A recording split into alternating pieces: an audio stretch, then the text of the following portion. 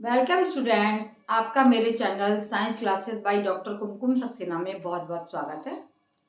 और इससे पहले भी मैं आपको प्लांट्स के बारे में और एनिमल्स के बारे में काफ़ी कुछ बता चुकी हूँ। Chemical coordination in plants, chemical coordination in animals.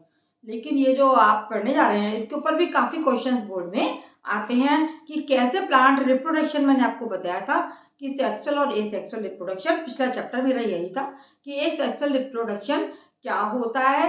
तो आज बताऊंगी मैं आपको कि वेजिटेटिव प्रोपोगेशन इन प्लांट्स कि किस ये क्या है। ये भी एक मेथड है जिसमें कि प्लांट्स एक एसेक्सुअल रिप्रोडक्शन का ही मेथड है प्लांट्स का, जिसमें कि प्लांट ग्रो करता है।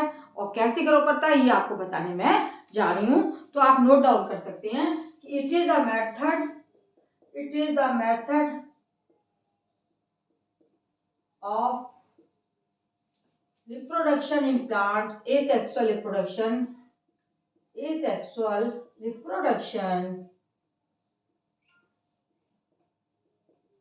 in plants। ये क्या है कि जो मैंने आपको दो मेथड बताए थे, सेक्सुअल और asexual method. It is a method of asexual reproduction in plants where vegetative parts of the plants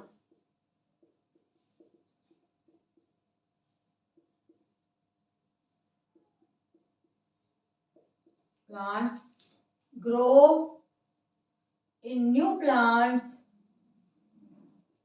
through किसके थ्रू लीफ, रूट एंड स्टेम। किसी के द्वारा भी, जो मैंने आपकी डेफिनेशन लिखी है कि ये क्या है, एसेक्सुअल रिप्रोडक्शन का प्लांट्स में एक पार्ट है जहां पर कि वेजिटेटिव पार्ट्स जो है प्लांट्स के, चाहे वो लीव हो, चाहे वो स्टेम हो, चाहे वो रूट हो, वो क्या करते हैं, नए प्लांट्स बनाते हैं। और ये मेथड कहलाता है आपका वेजिटेटिव रिप्रोगेशन इन प्लांट्स। तो ये दो तरीके से होता है, नेचुरल मेथड और आर्टिफिशियल मेथड। दो प्रकार के होते हैं ये, natural method of propagation, natural method और आर्टिफिशियल मेथड।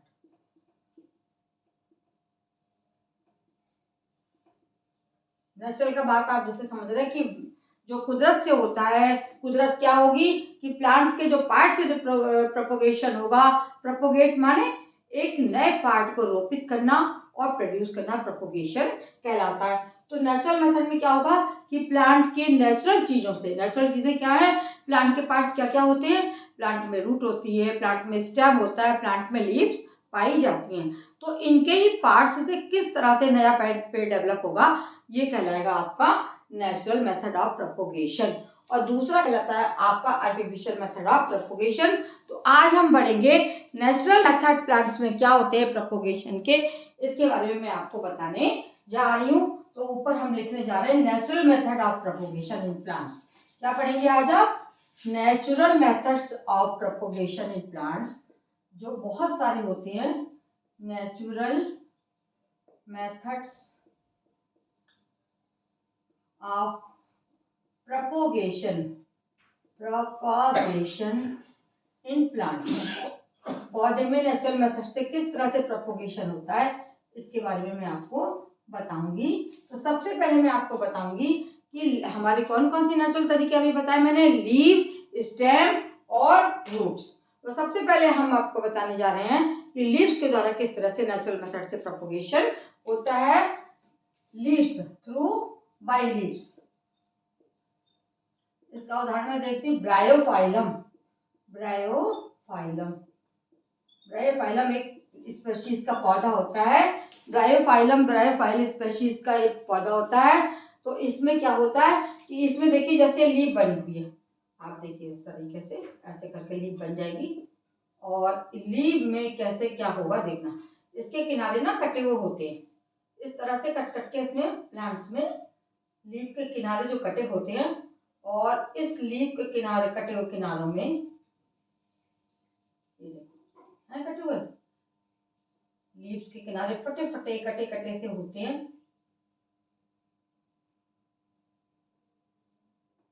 और इस कटे हुए किनारों में आपको, कभी आप इस पौधे के लीफ के पास जाएंगे तो आपको दिखाई पड़ेगा कि यहाँ पे एक छोटा सा प्लांट ग्रो कर जाता है।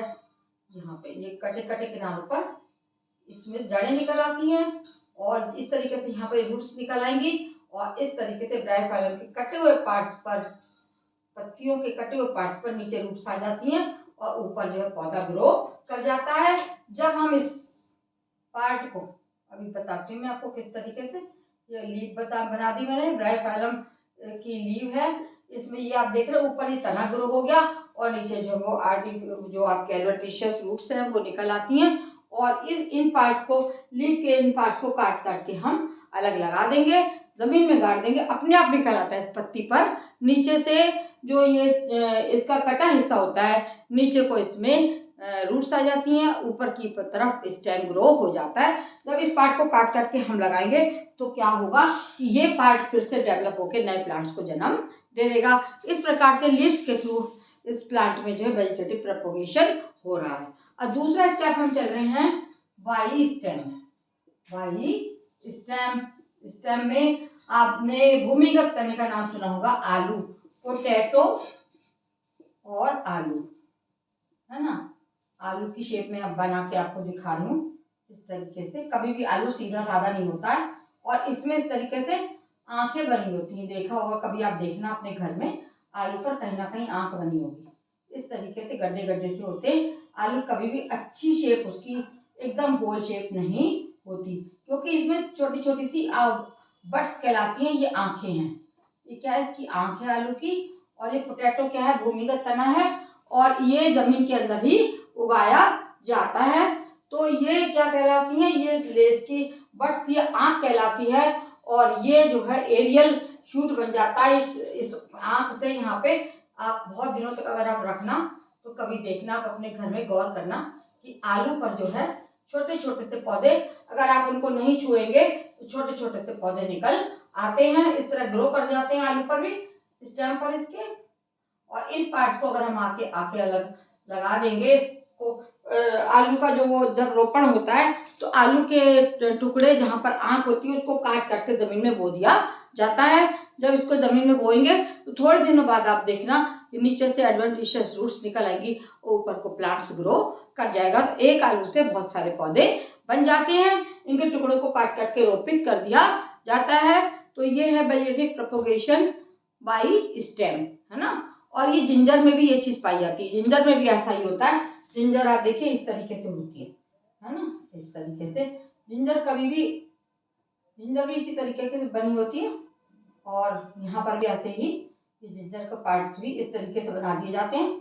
और ये इनको भी काट के लगा दोगे तो ये भी ग्रो कर जाएंगे, है ना। ये जिंजर बना दी मैंने इस तरीके से। जिंजर में भी जहाँ पर आपको बड्स दिखाई पड़े या कुछ भी दिखाई पड़े तो आप क्या करेंगे, उसको काट के उसको लगा दिया जाएगा। अगर जो है किसान लोग लगा देते हैं तो ये बड्स होती हैं, इनको काट के अगर हमने अलग लगा दिया तो ये फिर से पौधे के रूप में ग्रो। ये क्या है, जिंजर या अदरक। इसको भी देखना आप, इसमें भी बड्स टाइप का पाया जाता है और इसमें भी, इसके द्वारा भी नए नए पौधे उगा दिए जाते हैं। ये जो पार्ट्स हैं, ये स्टेम है, ये इसका क्या है, ये भी एक स्टेम है और इसमें जो पार्ट्स होते हैं ये नए ग्रो कर जाते हैं। इस तरीके से अगर हम करते रहेंगे तो ये इनको काट काट के लगा देंगे तो ये भी नए पौधे के रूप में रोपित हो जाएंगे और बहुत सारे स्टेम बन जाते हैं। यही फिनोमिना जो आपका ओनियन और ग्रास में भी होता है। ओनियन, प्याज और ग्रास, इसमें भी ये फिनोमिना जो है किसान लागू करके एक पौधे से वेजिटेटिव प्रोपगेशन करके बहुत सारे पौधे बना लेता है। और ये दोनों पार्ट चीजें बता दी मैंने आपको, बाई लीव्स ब्रायोफाइलम की और बाई स्टेम पोटैटो। घास के भी टुकड़े टुकड़े करके आपने देखा होगा कि जो माली है वो जमीन में रोपित कर रहा है, एक एक छोटा छोटा टुकड़ा लगाते हैं और वो बाद में ग्रो करके बड़ा प्लांट बन जाता है। तीसरा पॉइंट आता है आपका by root. By root, vegetative propagation by roots. इसमें आता है स्वीट पोटैटो। स्वीट पोटैटो जिसको शकरकंदी कहते हैं, ये इसका उदाहरण है स्वीट पोटैटो। और स्वीट पोटैटो आपने आपके घर में भी होगा, आपने खाया भी होगा। इसमें भी देखना इस तरीके की शेप के ये होते हैं और कभी सीधे नहीं पाए जाते। इस तरीके से ये स्वीट पोटैटोज बना दिए मैंने। और इनमें भी देखो आप, तो नीचे की तरफ थोड़ी सी रूट्स होती हैं और ऊपर से एक पत्तियां सी निकली होती हैं। इस पार्ट को अगर हम काट के लगा देंगे तो क्या होगा, ये वाला पार्ट लगा तो नीचे से एडवेंटिशियस रूट्स निकल आएंगी इसमें और ऊपर से पौधा बन जाएगा। इस तरीके से इसमें भी आपने कई बार देखा होगा कि स्वीट पोटैटो का ही एक उदाहरण है। इसमें भी ये रूट्स होती है पौधे की जो जमीन में पाई जाती हैं। इनमें जो ये कटे हुए जहाँ पर ये रूटें निकल रही हैं, इनको निकाल के काट काट के आप बो देंगे तो पूरा पौधा बन जाएगा। दोबारा से स्वीट पोटैटो जो है ग्रो कर जाएंगे और एक स्वीट पोटैटो से बहुत सारे स्वीट पोटैटोज आपको मिल जाएंगे। तो इस तरह से दोबारा मैंने समझा दिया आपको natural method of propagation in plants by leaves, by stem, by root. जो पौधे के पार्ट के द्वारा ही करे जाते हैं उनको हम क्या बोलते हैं, नेचुरल प्रोपगेशन इन प्लांट्स।